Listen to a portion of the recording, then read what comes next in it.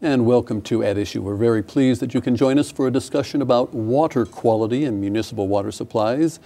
My name is H. Wayne Wilson, and for the next half hour we're going to be talking about corrective action and what some of the causes were to begin with regard to lead in water and some other issues regarding water supplies. You'll recall a couple of years ago that the city of Flint, Michigan changed its water source. They had been dealing with the Detroit Water Department. That water came from Lake Huron and from the Detroit River. Flint decided to change to water from the Flint River. That changed the corrosiveness factor in the water. Corrosiveness sometimes leaches lead out of lead pipes and causes problems at the tap. Galesburg faced a similar problem, although not exactly the same. We'll talk about that with the mayor of Galesburg, the city engineer of Galesburg, and also we have the city manager of Normal here to talk about the water situation in Normal, Illinois. And let me introduce to you the city manager of Normal. He is Mark Peterson. Thank you for joining us. Delighted to be here. And also joining us is the Director of Public Works and the City Engineer for the City of Galesburg, and he is Wayne Carl. Wayne, thank you very much for being with us. Thank you. And the Mayor of Galesburg is here. John Pritchard has been on the program, as has Mark before. Thank you very much for joining us again. Thanks for inviting us. And let me just say that for those of you who live in Peoria and Pekin and are familiar with Illinois American Water Company, we did send an email to them asking them to participate in this program. They sent back the following email. My request was I listed the topics and cities that might participate. And this came from Karen Cotton at Illinois American Water Company. EPA sets all regulation. I would recommend you talk to them. You should be able to find a local contact. We meet all regulations. We can't speak to the other communities you reference. Perhaps you should reach out to them. We won't participate. Thank you. The note was unsigned. I also called the Illinois EPA and they did not return my phone calls, so the Illinois EPA is not here with us either. Thank you to the two communities for being here. Let's start by, you've known for some time that there was an issue with lead in the water supply in Galesburg. How far back does that go and what kind of an issue was it? Well, I think it goes back to 1992 when the lead copper rule was put in force by the EPA. And we had, which requires regular testing twice a year. And I think from that point until 2010, I think we exceeded the action level, which is to say we had more than 10% of the homes tested exceed 15 parts per billion, which then required, the action level then required us to do certain things with educating the public and so forth and dealing with, in implementing measures to reduce the lead levels in water. And from 2010 into the fall of 2015, we never exceeded the action level until the fall of 2015. And in the fall of 2015, did something change or what happened? Well, I wanted to clarify that the City of Galesburg doesn't have any lead in our water at the source. What we're talking about is at the tap. After the water leaves the public main and goes through a private water service line into the home, some of those homes have lead service lines. The water picks up lead as it goes into the home. So that's where we're sampling, is at the tap in people's homes. So in the fall of 2015, we were required to do a sampling of 30 homes. We were allowed to have 3 homes that it could be higher than the 15 parts per billion without exceeding the action level. We had 4 homes in that test group of 30 that had exceeded the action level. So that kicked in a public awareness campaign, which we had done, like the mayor mentioned, since 1993. And it also kicked in looking at our corrosion inhibitor program and trying to change that program so we have less people that exceed. And the frequency of testing was required to go up to 60 homes twice per year instead of 30 homes. Let's talk about the corrosion inhibitor aspect of this, because there are lead pipes in homes, some homes that were built in older times. But you can mitigate that to an extent by putting this corrosion inhibitor in. What does it do? The orthophosphate coats the inside of the lead service line, so that when water flows or sets in that pipe for a long period of time, it won't absorb the lead. It will reduce the amount of lead that's absorbed. So when it flows through the tap, the homeowner's not having as high a lead level in their drinking water. And Mark, over in Normal, you've had a corrosion inhibitor for a long time. We have. And that is a sensitive level that you have to adjust, or?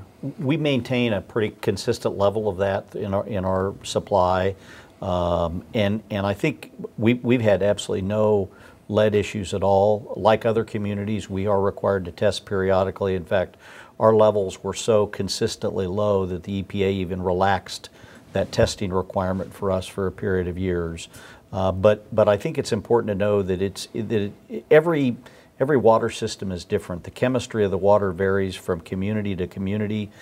Some water chemistry tends to be more corrosive than others. We do add this orthophosphate to our water that I think has helped reduce any corrosion in these service lines, so basically making the lead issue non-existent. But there may be communities that add this material and it doesn't have the significant effect that it has had on our system. So water chemistry varies, just like it did in Flint when they made the change in their water source.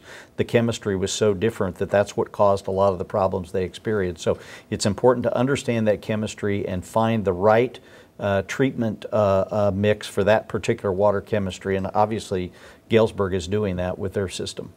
And you get your water from aquifers? We do. And you likewise get your water from a different aquifer, I assume? Yes. Yeah. Yes. So that can be that much of a difference in terms of how you treat for corrosion. Right, and the one thing I want to mention is the city, in 2010, we started not exceeding the action level, and we hadn't exceeded the action level till we tested in the fall of 2015, and as I mentioned, it was one home that exceeded the action level above what's allowed.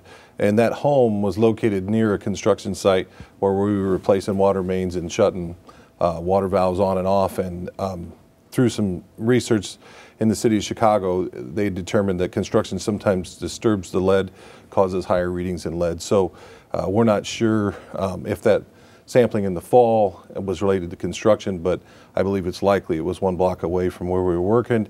We tested in the spring of 2016, and we only had 2 exceed out of 60. So our corrosion inhibitor program's been working. Although we're not down to 0s and 2s, we are down typically in the 5 and 6 range.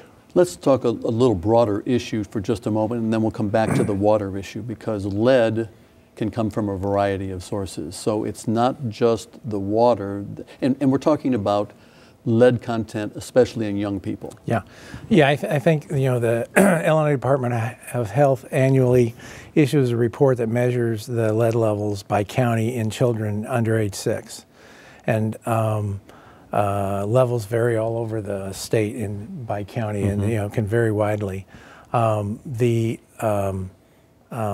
Unfortunately, that report doesn't tell us what the source of the contamination is. We turned to our health department, and they've been, they have people they call lead inspectors. When a child is reported with a high blood level, these health department folks will go into the home to try and assess the source. And their initial remark to me was invariably it's related to lead paint. It's dust from the paint coming off of the paint, or paint flakes themselves, and so forth. One small lead piece of paint is enough to contaminate a child. But we've all, and they at that time told us, the #1 source, if you had to fix something, I asked them if you had to fix something, what would it be? And they said, these old windows in these old houses would be the #1 source to fix. But it can also come from water, and it can come from playing outside in the yard where there's been lead coming off of leaded gasoline, and any number of sources. We've even, of course, we've had the kid who swallowed the lead sinker out of his dad's fishing box who was contaminated, and we've also, we have a lot of new members in our community who are from West Africa, and it turns out that their makeup is also heavily contaminated. They went and inspected a home, couldn't determine the source, went and consulted with some other people in the health field, and they said, well, did you check the makeup? No, we didn't. They went in, checked it, sure enough, there was a huge lead content. So the environment has, lead all over the place. In the age of homes, Yeah. you have a high percentage of homes built. Yes. In 1909, lead paint was outlawed in Europe. We waited till 1978. About 89% of the homes in Knox County were built during a time when lead paint was in use and proper. Compared to a state average, about 62% of the homes were built before the lead paint ban went in. So higher concentration of old homes with lead paint is probably another factor for us to compete with. In normal, you don't have that kind of a problem to any great extent in terms of the old houses. We don't. Again, most of the growth in our community occurred in the 70s and 80s, late 60s. So there's certainly some of that, but probably only maybe a third, 25% to a third of our homes really were built in the 40s, 50s, and 60s. So it's not as big a problem in our community. I'm sure it exists, but probably not to the degree that it is in Galesburg. And let's make sure we understand, for the audience's benefit, that when we're talking about lead pipes, we're talking about lead pipes in homes. There are no lead pipes in your delivery system. Right. In the mains that are publicly owned, those are not lead. Those are cast or PVC typically. What we're talking about is the lead line that runs from that main into the home to the meter, and then they have their own internal plumbing, which can have fixtures that have lead in them, faucets and stuff that could have lead that also contribute to that. And solder and things of that nature. So. If you have copper pipes and they have solder that was constructed prior to 1970, 75, it also has lead in it. So the fix is the tough part. You got a lot of bad publicity. You certainly didn't want this, but how do you go about fixing the issue when it is so complicated? You talked about lead paint and soil and things of that nature, and how do you go about fixing this issue? Well, I think we have to take multiple approaches. We have a Illinois EPA forgivable loan that we're going to use that we hope will replace about 2,000 of the 4,500 lead service lines. That will be a help. We're exploring other funding sources to replace windows in these particular houses. In Galesburg, we've determined that all the instances where a child has exceeded the lead level in their blood have occurred in exactly 150 addresses. That's very limited, out of the 13,500 addresses, residential addresses. It's all in this one area. We see it, so it means that, cases are reoccurring in just these handful of places. So whose responsibility do you feel it is? Because you're going in, you got the $4 million forgivable loan from the state, and you are fixing lead pipes or replacing lead pipes in private homes. Yes, we are. In that particular case, the regulations, the EPA, and certain legislation that was introduced in Illinois, can fine a city for the outcome coming out of that faucet in your kitchen. So as a matter of good public health policy and as a matter of protecting the city from being fined, we think replacing those lead service lines is really important. I'll go back to those 150 homes. Only 70 of those homes have a lead service line. So in the majority of those homes where these children are getting contaminated, there's no water issue because the water from the city source is lead-free. The lead-free pipes up to it, and these homes don't have any lead pipes into them. So there's virtually no chance that more than half of our problem is occurring from other sources of lead contamination, which if you talk to our health department people, I think they know what they're talking about. They say it's lead paint, lead dust from the paint. And the other solution is this phosphate to essentially coat the interior of the lead pipes. So you're going to continue to monitor that? Yeah, I guess just to distinguish, we're talking about lead in water on one hand, but we're talking about children with high lead levels on the other. And like John said, there's multi-levels. Probably the biggest thing that we're doing is education in our community, and that's really helped. The media attention's really helped, letting people be more aware of the sources of lead in their environment. It's a lot bigger than water, like John said, and the paint. And the parents are the key people that we're trying to educate, and children, in regards to that. As far as the phosphate inhibitor goes for the lead lines, yes, we have just recently completed a corrosion inhibitor study. We're implementing the results of that study, which is an increased level of orthophosphate for the city, which will put a thicker coating on our lines, which will help to reduce our average output when we test the taps in the fall and the spring. It should bring our lead levels down even lower than they are already. And yet you'll still pursue financing so that you can get lead pipes replaced. Well, we'll pursue lead pipe replacement, but we're going to also pursue funding to deal with these 150 houses and the issues that are in them, because that's what's really probably, we can replace all the lead service lines and we may not have any impact on reducing lead contamination in our young children.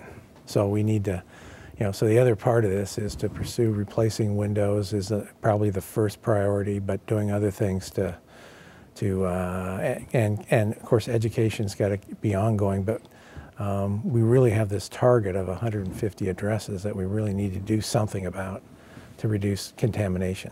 And the question about windows is the windows open, close, and dust and chips and things like that come off. Yeah, they described it as, frequently if the health department identifies, lead contamination coming from windows, the owner of the building can do a wet scrape, which is, scrape down the window and repaint it.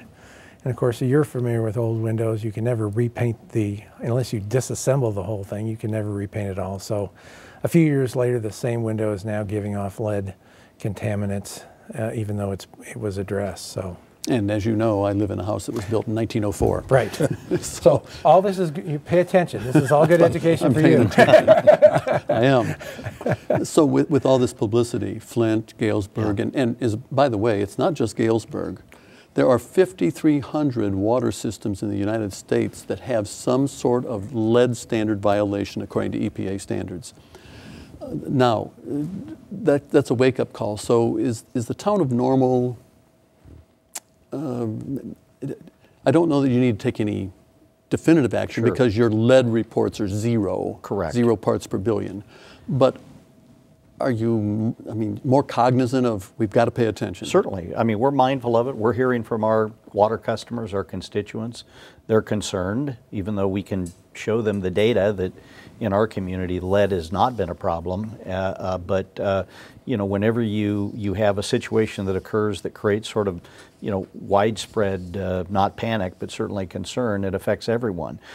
From our perspective, we're very mindful of the regulatory environment. There's a lot of talk in our own General Assembly about a variety of measures that the state might take to mandate testing. There's even been talk about requiring public water systems to actually go in and replace lead services at a huge public cost, I might add. That's a cost that is passed along to the ratepayers, the water customers, and in some cases, I'm not sure it's necessary.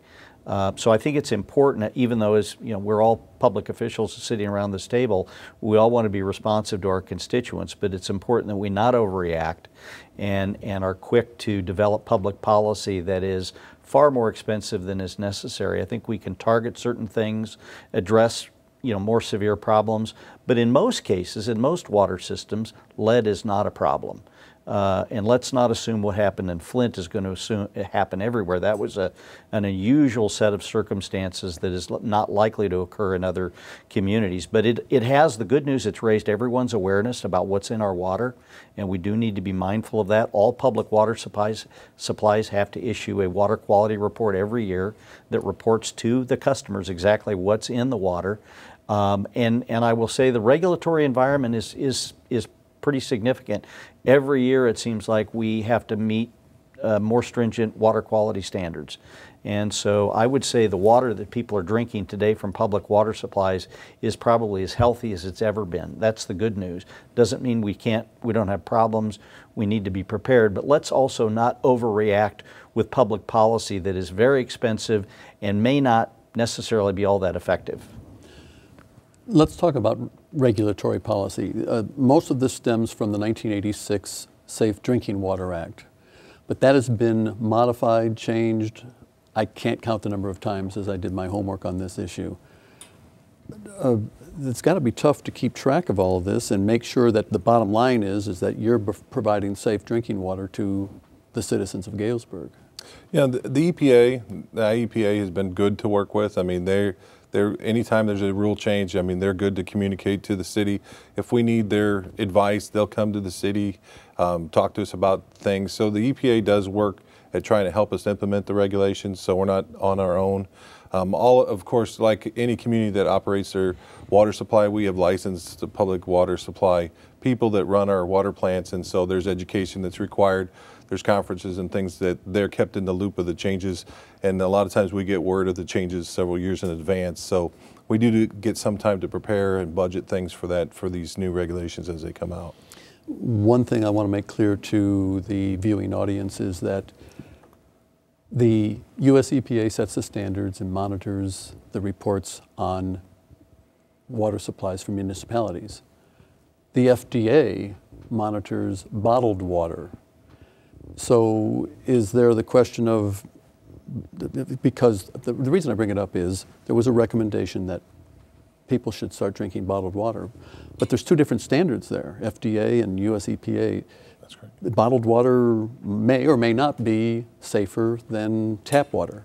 Right. The tap water is very safe in all of our communities, and bottled water, it depends on the source, where they get it from. But like you mentioned, that the regulations are different. They're not regulated under the same rules as we are with the tap water. Let me turn to a slightly different topic, and that is that of municipally owned water supplies. And if both of you could respond to this, because you are municipally owned, Pekin and Peoria are not. They're owned by Illinois American Water Company. When this news broke, John, you probably said, oh, gee whiz, I wish we didn't own the water company. But why should Galesburg, in your estimation, should they continue to own this, and why? Well, I do think we provide a good quality product. In fact, talking to some experts, our overall water quality is very good. The only area we're having a problem is in these lead service lines. Number two, I think in these kind of assets, I think public ownership makes sense. We're not a private company trying to make a profit. Any revenues we receive go back into the system, in maintenance or capital projects and so forth. I think that all makes sense. I don't think we should be in the restaurant business. I don't think we should be in a lot of different things, but taking care of streets, water, water is a critical issue, a critical safety issue. And you've got to have confidence that when you flip on that faucet, you're getting a good product.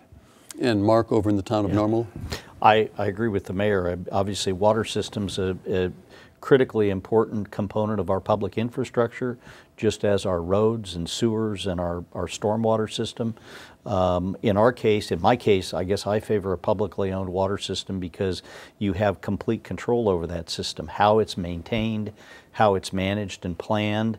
And I think at the end of the day, you're going to get a better value from a municipally owned system because there is no profit motive. Clearly, these private companies are in it for a return on investment. So they are going to add whatever the cost of maintaining and managing that system, they're going to add an additional amount to the rate that represents profit, and that's perfectly acceptable and understandable.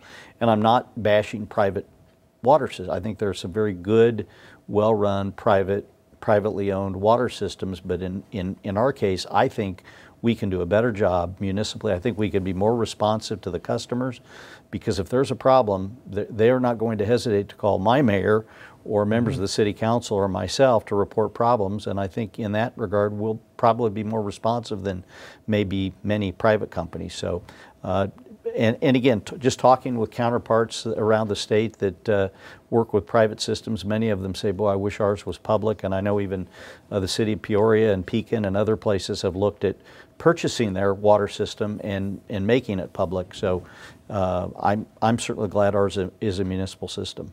And for the record, the city of Peoria does have a 5-year window. Every 5 years, the city can consider whether or not they want to buy the water company from Illinois American Water Company. That contract is up in 2019, the next time that 5 years expires. A closing thought. Do you have a message for the citizens of Galesburg, or for that matter, anyone of a municipally owned water system, that you are providing a safe water and that this is such a complex issue. What message can you deliver? Well, that fact that we are providing a safe product to everyone in our community, if there are concerns about lead, there's inexpensive things that people can do. You can buy a filter that will filter all the lead out of your water at your tap, and that's something we have provided for people if they've exceeded the 15 parts per billion testing. But people that are under that can go out and get a filter for around $25 and put that on their tap, and that can relieve them of any concerns if they happen to have a lead service line. Other things they can do is let their water run for a couple minutes in the morning after it's been sitting stagnant in the pipes for a while. That will lower the lead possibilities down. More expensive things that people can do, because it is their privately owned service line, is they can contact a plumber and have their lead service line replaced. But it is something that the city monitors, and we are adding an inhibitor to reduce that. And the average person that we test has a very low lead level in their lead service line. And with that, we have run out of time. Thank you so much for the discussion on water. And we'd like to say thank you to John Pritchard, the mayor of Galesburg, and to the Town of Normal city manager, Mark Peterson, and also to Wayne Carl. He is the public works director and city engineer for the city of Galesburg. Next time on That Issue, a week from now, we'll be talking about the 150th anniversary of the Rock Island District of the U.S. Army Corps of Engineers. A lot that they do. Join us a week from now. Thank you.